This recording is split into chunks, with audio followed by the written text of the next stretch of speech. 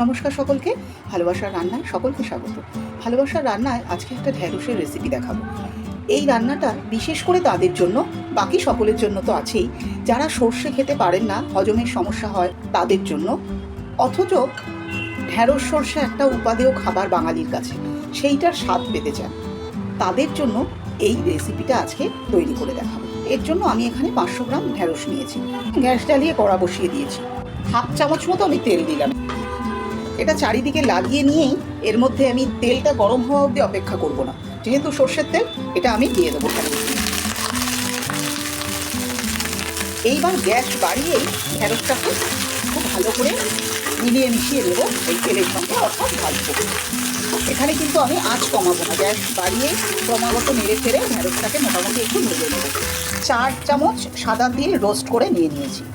এর মধ্যে সামান্য একটু নুন দিয়ে বেটে নেবো আমি। এর মধ্যে ভাজা হয়ে গেছে। এরপরে আমি এর মধ্যে ওই যে তিল 4 চামচ ভাজা তিল, রোস্টেড তিল ছিল, সেটা বেটে নিয়েছি, সেটা এর মধ্যে মিশিয়ে দিয়েছি। দিয়ে এবার নাড়তে থাকবো। ঢ্যাঁড়স কিন্তু এখনও সেদ্ধ হয়নি। ঢ্যাঁড়সটা শুধু একটু ঢ্যাঁড়সের যে পিচ্ছিল অংশটা সেটা বেরিয়েছে বলে একটু জলে লেগেছে, কিন্তু ঢ্যাঁড়স সেদ্ধ হয়নি, ভাজা হচ্ছে। এইভাবে আমি কখনো গ্যাসটা সামান্য মিডিয়াম করব, আবার কখনো বাড়িয়ে দেবো। এইভাবে কিন্তু কনস্ট্যান্ট নেড়ে ছেড়ে এটাকে একটু ভাজবো। এটাকে বেশ ভালো করে ভাজা করে নিয়েছি। এখনও আমি এর মধ্যে কিছুই দিইনি। এবার আমি 4টে কাঁচা লঙ্কা বেটে নিয়েছিলাম, সেটা দিয়ে দেবো। তোমরা ভাবতে পারো যে কাঁচা লঙ্কাটা কেন তিলের সঙ্গে বেটে দিলাম না। যেহেতু এটা আমি সর্ষের স্বাদ আনতে চাইছি, সর্ষে এবং কাঁচা লঙ্কার যে গন্ধটা, সেটা পাওয়ার জন্য একটু পরেই দিতে হবে। এবার আমি এর মধ্যে হলুদ দেবো, খুবই সামান্য। আর এবার নুনটা আমি দিয়ে দেবো, তবে নুনটা অ্যাজ ইউজুয়াল কমই দেবে, দরকার হলে পরে আবার দেবে। এইবার খুব ভালো করে এটাকে নেড়ে চেড়ে নেবো। আর 2টো পাকা লঙ্কা রেখেছি, এই দুটো আমি দিয়ে দেবো। ফাটিয়ে নিয়ে দিয়ে দিলাম। তোমরা যদি টমেটো দাও এর সঙ্গে, টমেটোও দিয়ে দিতে পারবে। মিশিয়ে নিয়েছি। এবার এর মধ্যে আমি খুব সামান্যই একটু চিনি দেবো, খুব সামান্য। এটা যদি চিনি কারুর বারণ থাকে তাহলে তারা দেবে না, কিন্তু নিরামিষ তরকারি এবং তিল বাটা থাকলে চিনিটা দিলে ভালো হয়। এবার আমি এই মিক্সিটা ধুয়ে জলটা দিয়ে দেবো। এবার দেখে নেবো, আরও একটু জল মনে হচ্ছে লাগবে, আর একটু দেবো।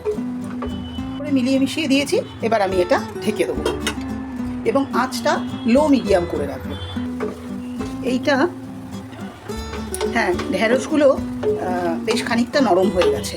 হ্যাঁ, এই অবস্থাটাই আমার দরকার, পুরো নরম হলে হবে না। এই অবস্থায় এটা আমি নামিয়ে ঢেকে দেবো। ঢেকে দিলাম, দিয়ে এটা নামিয়ে রাখবো। এই কালো জিরেটাকে একটুখানি রোস্ট করবো। রোস্ট করা হয়ে গেছে। এবার একটু কাঁচা সর্ষের তেল দিলাম, দিয়ে আবার গ্যাসের ওপরে সিম আঁচেই বসিয়েছি। নেড়ে চেড়ে এটাকে ভেজে নেবো। খুলে নিয়ে এর মধ্যে এই কালো জিরেটা যে ভাজলাম সেটা দিয়ে দিলাম। দিয়েই আমি কিছু নাড়াচাড়া না করি এটাকে ঢেকে দেবো। ঢেকে কম আছে ঢ্যাঁড়সটা বাকি সেদ্ধ হবে। এবার এটা খুলবো। এই জলটা এর মধ্যেই দিয়ে দিলাম।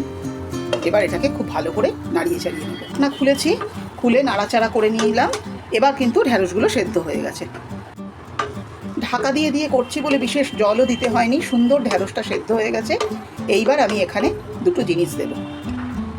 গোটা রান্নাটা কিন্তু আমরা বিশেষ কিছুই তেল দিইনি। এবার একদম সর্ষের তেলই কিন্তু দিতে হবে। 2 চামচ পুরো সর্ষের তেল দেব। এই 2 চামচ সর্ষের তেল, আর সাথে এই যে লেবু থেকে সামান্য একটু লেবুর রস, ব্যাস 5-6 ফোঁটা। গ্যাসটা এখনো সিম আছে, একটু নাড়াচাড়া করে মিশিয়ে নেবো আগে, তারপরে গ্যাসটা বন্ধ করে দেবো। এই অবস্থায় যদি কেউ ধনেপাতা খেতে ভালোবাসেন, এর মধ্যে ধনেপাতা কুচিয়ে দিয়ে দেবেন। এইবার গ্যাসটা আমি বন্ধ করে দিলাম। এইবার একদম এটাকে ঢেকে অন্ততপক্ষে 10 মিনিট রেখে দিতে হবে। এইভাবে 10 মিনিট রেখে দেবো। কিছুক্ষণ হয়ে গেছে, ঢেকে রেখেছি। এই দেখো কিরকম বাষ্প উঠেছে। এই জলটা আমি এর মধ্যে দিয়ে দেবো। এবার একটু ভালো করে নেড়ে চেড়ে মিশিয়ে নেব, তারপরে সার্ভ করবো।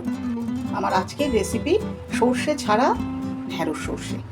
এই তিল দিয়ে ঢ্যাঁড়সটা তোমরা তৈরি করে দেখো আমি যে প্রসেসে করলাম, এবং শেষে অবশ্যই কাঁচা সর্ষের তেল এবং লেবুর রস 5-6 ফোঁটা দিতে হবে। এই দুটো দেওয়াতে তিলের যে গন্ধ লেবুর রস দেওয়াতে সেটা চলে যাবে, এবং সর্ষের তেল দেওয়াতে সর্ষের যে ঝাঁঝ এবং স্বাদ সেটা আসবে। তোমরা এইভাবে তৈরি করে দেখো, আমার বিশ্বাস এটা তোমাদের সর্ষে ঢেঁড়স যারা খেতে পারো না তাদের সেই দুঃখ ভোলাবে। তোমরাও সকলে তৈরি করো, অত্যন্ত সহজ পদ্ধতি এবং খুব সামান্য কয়েকটা উপকরণ দিয়েই তৈরি করা যায়, এবং এটা খুব হেলদি। তিল আমাদের স্বাস্থ্যের জন্য ভীষণ ভালো। আর যদি কারো তেল খাওয়ার রেস্ট্রিকশন থাকে তিনি একটু কম তেল দেবেন সর্ষের তেলটা, কিন্তু এটা সর্ষের তেল ছাড়া এই স্বাদ কিন্তু আসবে না, এটা বলে দিলাম।